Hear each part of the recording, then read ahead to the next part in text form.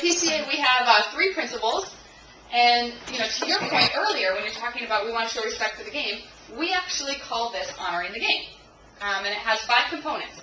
ROOTS.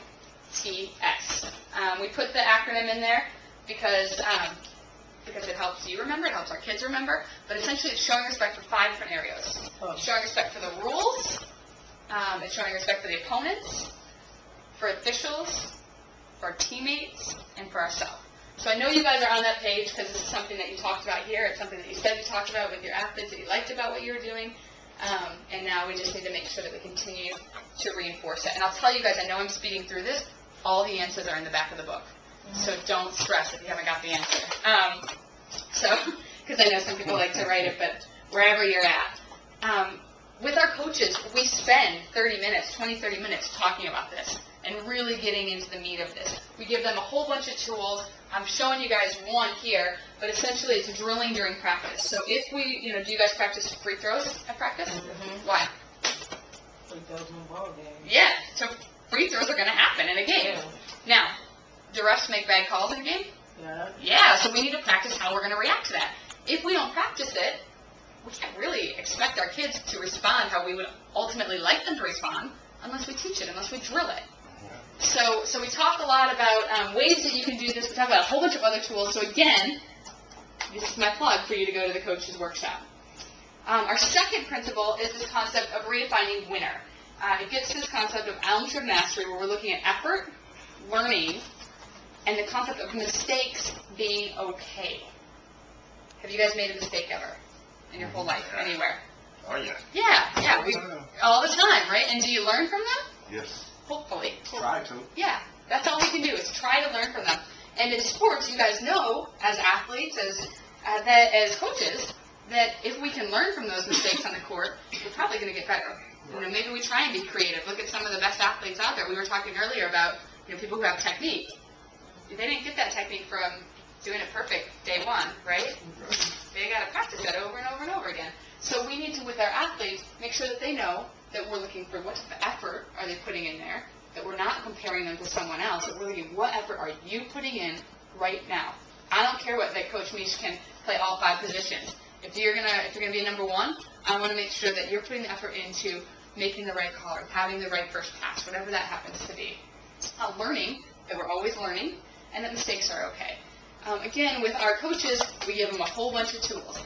This one is the mistake ritual, and it's this concept of saying, what's the body language of your kids when they make a mistake? Show me, what do their heads do? Go there. Yeah, so they go down like that, right? And they, so let's say they go up and they shoot, and they have a breakaway, right? So they have a breakaway, they get up there, they hit it, they throw it up there, hits the bottom of the rim, right? And what do? Put their head down, somebody else get the rebound. Yeah! What would you like them to do? Get the rebound, or if not, get back on defense. Because them sitting there with their head down, being upset, isn't helping the team. So the mistake ritual is this way that we say, yeah, you made a mistake. We know that. You know that. It's okay, because mistakes are okay. So how do we move on? And it's an actual physical movement. So you might have a flush. So flush that mistake down. Brush it off. And we go through with your coach a whole bunch of different ones and give them all the background on who have used it, anywhere from the U.S. Olympic softball team to high school athletes to little 7-year-olds. So this is something that is really applicable. So if you were my coach and I just did that, I hit the bottom, and I looked, where do they look once they make their mistake? Yeah, so I look at you. What are you going to do? We have the flush as our ritual. I look at you. Give me the flush. You do that. I do it back to you, and then I get back. So it's this acknowledgement. Coach knows I made the mistake. I know I made the mistake. Coach isn't going to yell at me at this, because we're trying to carry on with the game, and it helps them move on. Exactly. So that's our second principle. So we talked about honoring the game. Then we talked about this concept of redefining winner. And the third thing that we spend a lot of time talking with your coaches is this concept of filling the emotional tank. I referenced it earlier. Have you guys heard of the emotional tank? You have? Yeah. Okay, tell me. What have you heard? Emotional tank is finding ways to give positive instructions or support compared to not so much criticism. Yeah, so it's this concept that we all have a tank inside of us. I don't care what you say, we all have an emotional tank. And if you had a great day and you got your coffee and you came here and you are excited to, you had a good day and you were in air conditioning, you're excited to be here and learn something new, your tank is probably a little bit more full than if you, woke up late and then you got in the car and you spilled your coffee and you got to work and the air conditioning was down and so you're sweating all day and then you're like, oh, I didn't have dinner and now I have to come to this thing. Your tank may be low, right? And we all have it. Our kids have a tank too. The trick is, as coaches, and this is what we talk about with coaches, you can't do anything about how they're coming to you. There was a study that recently came out that said that kids today face an average of 27 adversities a day versus 1970s it was 16. So they have all these things happening today. We don't know what's happening, but when they come to us, our job as coaches is to make sure that when they leave us, their tank is more full. And that's one of the things that we really try and work with coaches. We talked to them about this ratio. There's a bunch of studies behind that, both with kids and married couples.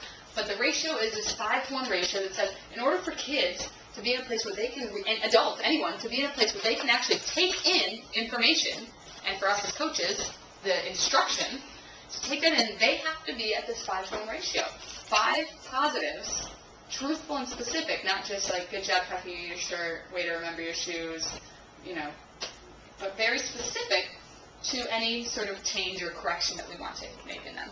That works in marriage, too. And that's one of the studies. That was actually one of the studies. Gottman out of the University of Washington. And he's actually one that they coined this one, the magic ratio. But he worked with married couples and figured that ratio out, and it matched the same ratio that we found with kids. So it's not just PCA making stuff up. They call it the love tank. Exactly. You got it. That's actually, have you guys read that? It's been written up in the New York Times a bunch of times. Every time he sort of does a new. We study that around here and use it as counsel. Perfect.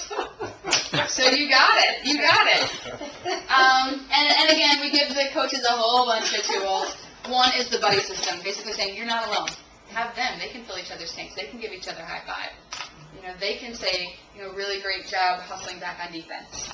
They can do that too. And we can get a team full of people trying to fill tanks. That's pretty powerful. And you found that true here? Mm-hmm. What have you found to be the secret for you guys? We also have to make sure that the coaches tanks are filled.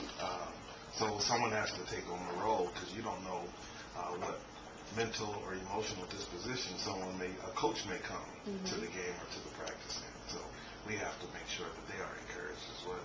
Perfect. And then someone's got to encourage you guys. That's right, exactly. And that's where if you can get everyone thinking everyone's got emotional tanks and everyone's filling, then it's pretty cool, because it perpetuates itself. So as I said, we talk a lot with the coaches about this, and we have a whole bunch of workshops, parents, coaches, athletes. But for you guys, what we want to talk about is this conversation around 3 different things.